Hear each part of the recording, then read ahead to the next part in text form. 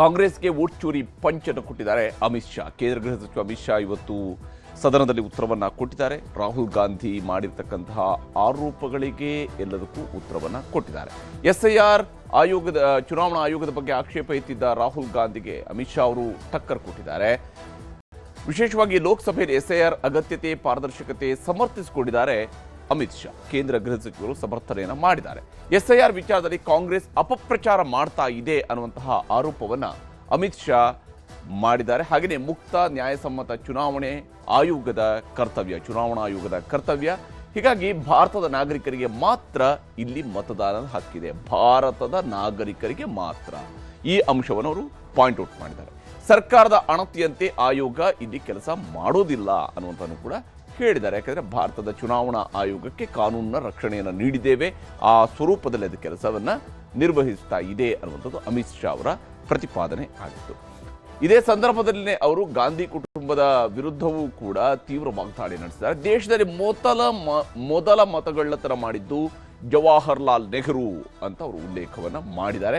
ಹಾಗೆಯೇ ಇಂದಿರಾ ಗಾಂಧಿ ಅವರಿಂದ ರಾಯ್ಬರೇಲಿಯಲ್ಲಿ ಮತಗಳ್ಳತನ ಆಗಿತ್ತು, ಅದೇ ಕಾರಣಕ್ಕಾಗಿ ಅವರ ಸಂಸದ ಸ್ಥಾನ ಹೋಯಿತು ಅನ್ನುವಂಥ ವಿಚಾರಗಳು. ಕಾಂಗ್ರೆಸ್ ಪ್ರಧಾನಿಗೆ ಕಾನೂನಿನ ರಕ್ಷಣೆಯನ್ನ ನೀಡಿತ್ತು ಅನ್ನುವಂಥದ್ದನ್ನು ಅವರು ಉಲ್ಲೇಖ ಮಾಡಿದ್ದಾರೆ. ಮತ್ತು ವಿಶೇಷವಾಗಿ ಸೋನಿಯಾ ಗಾಂಧಿ ಅವರ ವಿಚಾರವನ್ನು ಪ್ರಸ್ತಾಪಿಸಿದ್ದಾರೆ. ಸೋನಿಯಾ ಗಾಂಧಿ ಪೌರತ್ವ ಪಡೆಯುವ ಮೊದಲೇ ಮತದಾನವನ್ನ ಮಾಡಿದ್ದರು, 1980ರಲ್ಲಿ ಅವರು ರಿಜಿಸ್ಟರ್ ಮಾಡ್ಕೊಂಡಿದ್ರು ಅನ್ನುವಂಥದ್ದು ಬಹಳ ಮುಖ್ಯವಾಗಿ ಚರ್ಚೆ ಆಗ್ತಾ ಇರುವಂತಹ ವಿಷಯ.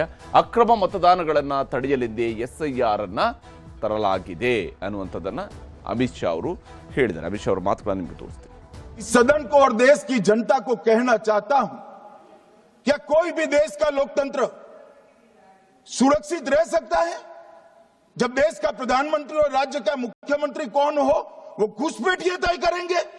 एक से ज्यादा जगह पर वोट होना चाहिए मान्यवर, एक से ज्यादा जगह पर वोट होना चाहिए.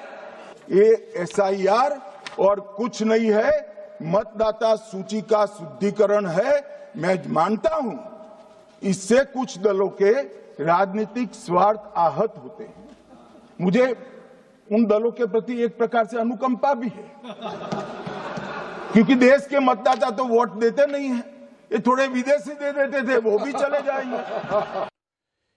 ಹೀಗೆ ಅಮಿತ್ ಶಾ ಅವರು ತೀವ್ರ ವಾಗ್ದಾಳಿಯನ್ನು ನಡೆಸ್ತಾ ಇದ್ರೆ ಕಲಾಪವನ್ನು ಕಾಂಗ್ರೆಸ್ ಅವರು ಬಹಿಷ್ಕರಿಸಿದ್ರು, ವಾಗ್ದಾಳಿಯನ್ನು ನಡೆಸಿದ್ರು. ಅಮಿತ್ ಶಾ ಮಾತುಗಳಿಂದ ಸಿಟ್ಟಾದಂತಹ ಕಾಂಗ್ರೆಸ್ ಸದಸ್ಯರು ಅವರು ಮಾತನಾಡುವಂತಹ ಸಂದರ್ಭದಲ್ಲಿ ಆಕ್ಷೇಪಗಳನ್ನು ಪದೇ ಪದೇ ಎತ್ತುವುದಕ್ಕೆ ಶುರು ಮಾಡಿದರು. ಆದರೆ ಯಾವಾಗ ಸಭಾಧ್ಯಕ್ಷರು ಅದಕ್ಕೆ ಅವಕಾಶವನ್ನು ಮಾಡಿಕೊಡ್ಲಿಲ್ವೋ, ಪ್ರತಿಪಕ್ಷಗಳ ಮಾತನ್ನು ಸ್ಪೀಕರ್ ಓಂ ಬಿರ್ಲಾ ಅವರು ಕೇಳದೇ ಇದ್ದಾಗ ಅವರ ವಿರುದ್ಧ ಸಿಟ್ಟಾದರೂ ಪ್ರತಿಪಕ್ಷದ ಸದಸ್ಯರು ಕಲಾಪ ಬಹಿಷ್ಕರಿಸಿ ಹೊರ ನಡೆದಿದ್ದಾರೆ. ಕಾಂಗ್ರೆಸ್ನ ಸಂಸದರು ಇವತ್ತು ಸಂಸತ್ನಲ್ಲಿ ಕಾಂಗ್ರೆಸ್ ಸಭಾತ್ಯಾಗದ ಬಳಿಕವೂ ಕೂಡ ಅಮಿತ್ ಶಾ ತೀವ್ರ ವಾಗ್ದಾಳಿಯನ್ನು ಕಾಂಗ್ರೆಸ್ ವಿರುದ್ಧ ಹಾಗೂ ಪ್ರತಿಪಕ್ಷಗಳ ವಿರುದ್ಧ ಮುಂದುವರಿಸಿದ್ದಾರೆ ಮತ್ತು ಎಸ್ಐಆರ್ ಅನ್ನು ಬಲವಾಗಿ ಪ್ರತಿಪಾದನೆ ಮಾಡ್ಕೊಂಡಿದ್ದಾರೆ. ಆದರೆ ಇಲ್ಲಿ ಎಸ್ಐಆರ್ ನಡೆಯುವಂಥದ್ದು ಸರಿ, ಅದು ಮತದಾರರ ಪಟ್ಟಿಯ ಶುದ್ಧೀಕರಣ ಅಂತ ಹೇಳಿ ಸರ್ಕಾರ ಸಮರ್ಥಿಸ್ಕೊಳ್ತಾ ಇದೆ. ಪ್ರತಿಪಕ್ಷ ಅದು ಮತಗಳ್ಳತನದ ಪ್ರಕ್ರಿಯೆ, ಅದನ್ನು ಕಾನೂನಾತ್ಮಕಗೊಳಿಸುವ ಪ್ರಕ್ರಿಯೆ ಅಂತ ಹೇಳ್ಕೊಂಡು ಪ್ರತಿಪಕ್ಷದವರು ಆರೋಪವನ್ನು ಮಾಡ್ತಾ ಇದ್ದಾರೆ. ಈ ಆರೋಪ ಪ್ರತ್ಯಾರೋಪಗಳು ಇವೆರಡೂ ಕೂಡ ನಡೀತಾ ಇರ್ತವೆ. ಆದರೆ ಸರ್ಕಾರ ಬಲವಾಗಿ ಸಮರ್ಥನೆ ಮಾಡಿಕೊಂಡಿದೆ ಮತ್ತು ಇವತ್ತು ಉತ್ತರವನ್ನು ಕೊಡುವಂತಹ ಸಂದರ್ಭದಲ್ಲೂ ಕೂಡ ಅಮಿತ್ ಶಾ ಬಹಳ ಪರ್ಟಿಕ್ಯುಲರ್ ಆಗಿ ಕಾಂಗ್ರೆಸ್ ವಿರುದ್ಧ ತೀವ್ರ ಸ್ವರೂಪದ ವಾಗ್ದಾಳಿಯನ್ನು ನಡೆಸಿದ್ದಾರೆ. ಇದಾಗಿತ್ತು